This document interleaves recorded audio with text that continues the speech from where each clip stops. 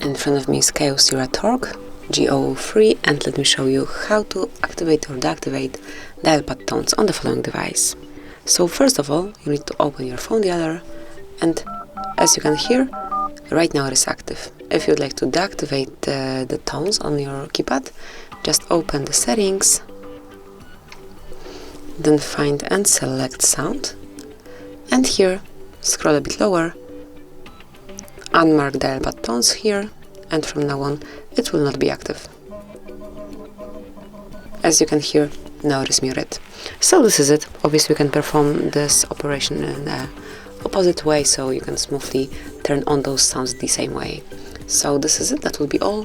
Thank you for watching. Please subscribe our channel and leave the thumbs up.